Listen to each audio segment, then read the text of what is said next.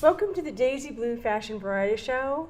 I am Nancy Blizzard, your host, and my guest today is James Silvrants. Welcome. Thank you, Nancy. I'm glad to be here. Thank you for inviting me. Thank you for coming. Thank you for being here. This is a great opportunity. Thank you. I want to hear all about how you got started in fashion.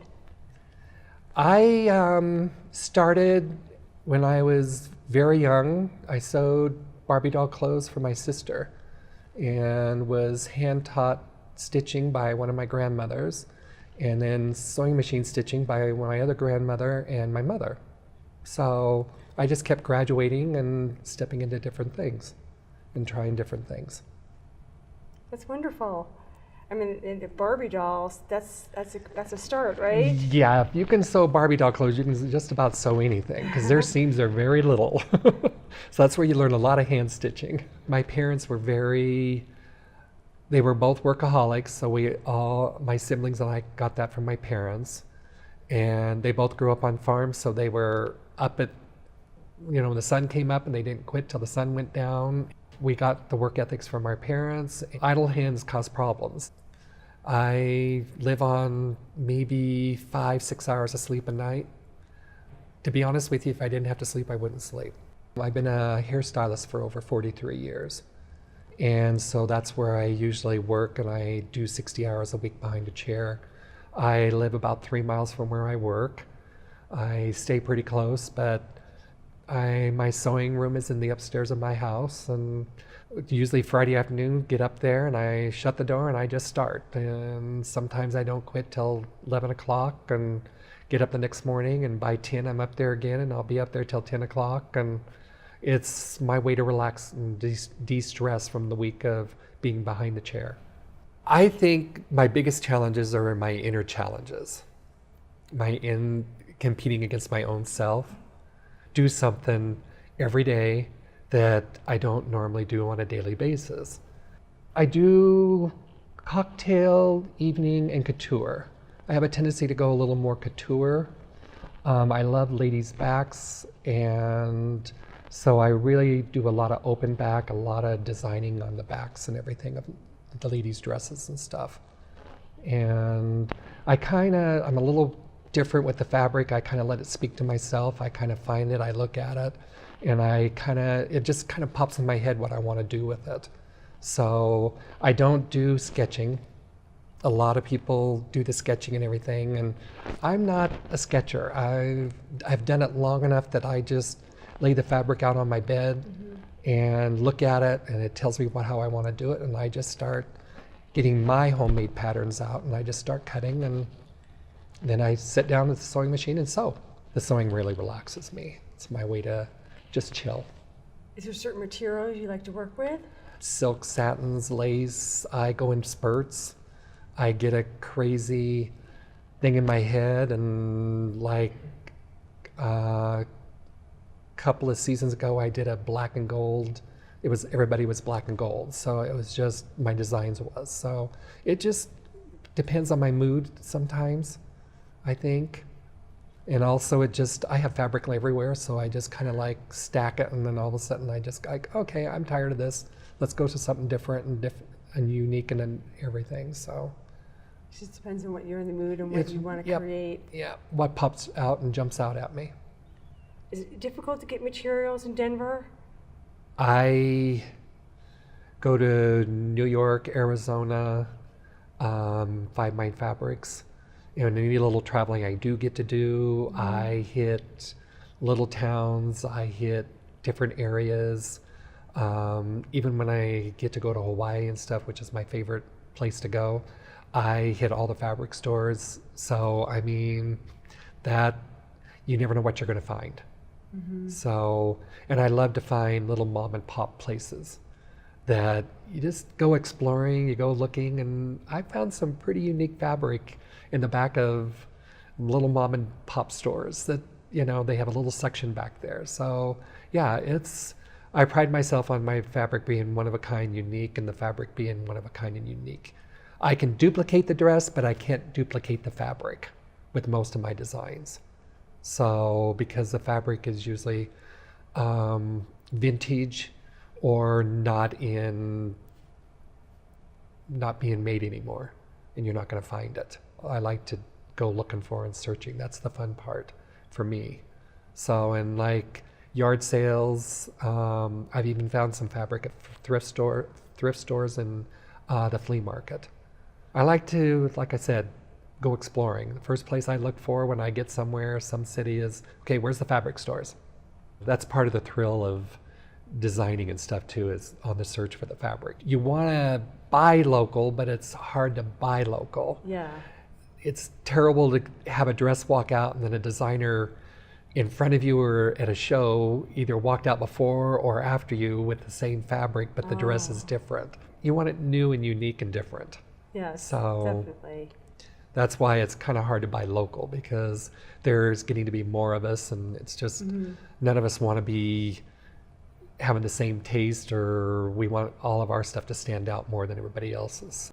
I kind of start at the top of the head and work my way clear down to the feet. The models are, I always tell the models when I'm measuring them, I said, now I'm different, I take unusual ones, so, but they work for me. And I can usually most of the time transfer my figures that I get from taking the measurements and put them on my dress form in my sewing room. And pretty much most of the time, I can put it on and hardly have to do much adjusting when I go to fit the models and everything.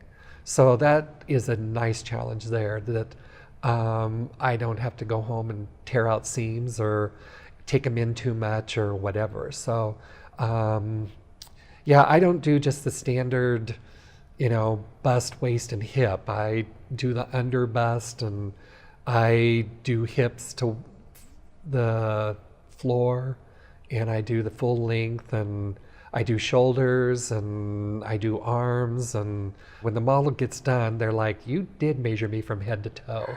And it's still an adventure, because it always surprises me when I put it on the mannequin, and then it looks great, but then when I put it on the model and the model just glows, it's like, okay, there it is, there's my award. That's great. That's where I get my, I get tingles when my models put them on and they're just like, oh, James, another great one, it's outstanding.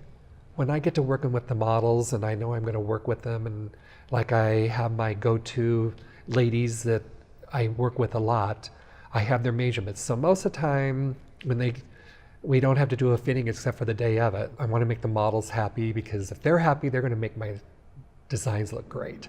Would you like to invite some of your models up on stage? Yes, we can I take would a love look at to. your collection. You're doing great. Oh yeah, there's My rooting gallery. there's cheerleaders. Yay! They're my 3 go-to ladies. I need anything, I call them, and they're there to drop off a hat for me. So yeah, these are 3 special ladies, so I had to treat them special. So they had to wear something new and special. This is Brianna. She's wearing one of my green taffeta dresses. And do you like working with taffeta as well? I find I like to switch it out. I'll work with laces, I work with satin, I work with taffeta. I just work with different fabrics. I get kind of tired of working with the same, so I like to kind of challenge myself with different fabrics and stuff. I did a collection early this spring, and it was all laces, so that was a different challenge. And so it's, so I thought this year I wanted to go with a little heavier fabric and stuff. So I've been kind of challenging myself with the more heavier, older taffetas and the satins and the silks and everything, and working with that, and it's challenging and getting some different looks. So just experimenting and trying different things. So What's the difference between taffeta and satin? taffeta is a little stiffer, and the satin's a little more forgiving, a little softer, and a little more flowing, where the taffeta stays more stiff. Okay. So you don't have to do much to it to make it stiff and everything. It's pretty stiff itself. All right. Very good. Beautiful. But again, I like my back, so I like to expose as much as I can. This is Melody, one of my go-to young ladies that is always there for me. She's wearing one of my purple satin dresses. I just designed this and finished it just a couple of days ago. I like to do different things in different layers and stuff. So yeah, It's hard. This is the first time it's been seen, so I'm kind of admiring it myself. The mannequins in my dressing room, in my sewing room, do not get to move, so it's unique and different, and so it's great when the models wear it. It comes alive on a model, doesn't it? It does, and the models come alive too in it. That makes a big difference. I tried different pleats. I tried doing different, different seams, different things, and so that's, like I said, the fabric kind of talks to me, and there's a few different shades in that. It's not, it kind of gives it a sheen and stuff. So I just tried different things to bring out the different colors and everything in the fabric. So, and I like, fit it and do different flares, and I like to experiment. I like to challenge my own self, so it's a lot of fun.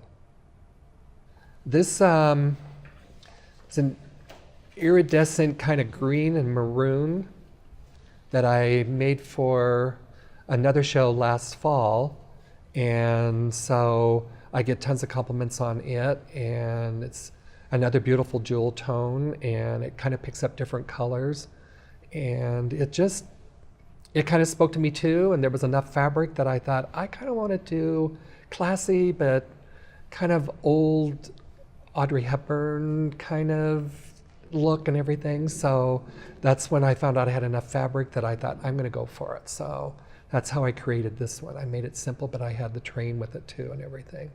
So it's been a lot of fun. It looks great. Girls love wearing it. I look at it and I think it's green. No, it's Yeah, red. No, yeah. it's green. Yeah.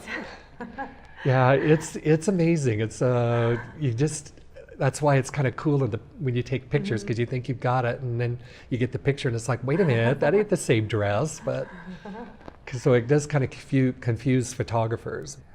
The biggest challenge I'm getting into now is trying to see if I can find an outlet for my fashion, whether it be boutiques or individual stores.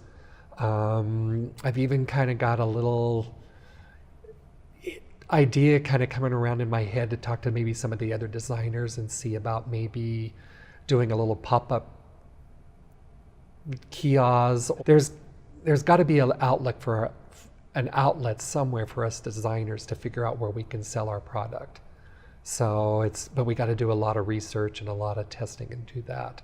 But I would like to see my stuff in a window or see somebody buying it and wearing it. And so yeah, that's my next challenge, is to work on finding a location, or even if it's a web I'm finding is not that efficient anymore. How do you see the fashion industry in Denver changing? What do you see? Oh, it's changed so much in the last probably 6 to 8 years. It's been amazing. It's and that's part of the challenge too, is to try to keep up with these younger designers that are coming out.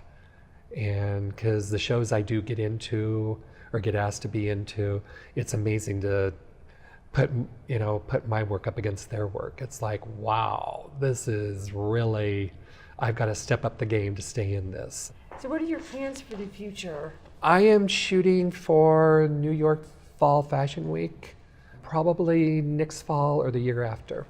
That's going to take a long time because they usually want close to 20 to 30 pieces. So and I definitely will pull a few of my collections over the years. I'll have to take them, the outstanding pieces, but I want to create all new stuff. I'm very positive, and I like to be positive. So most people don't see me down, so I haven't got time to be down. I got to be me. A smile is so much nicer than a frown. Thank you for watching the Daisy Blue Fashion Variety Show here at Denver Opry Media with my guest, James Silvrants. Thank you very much for having me and my young ladies.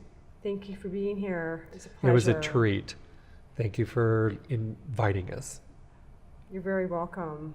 Your dresses were beautiful. Thank you. Have a wonderful day.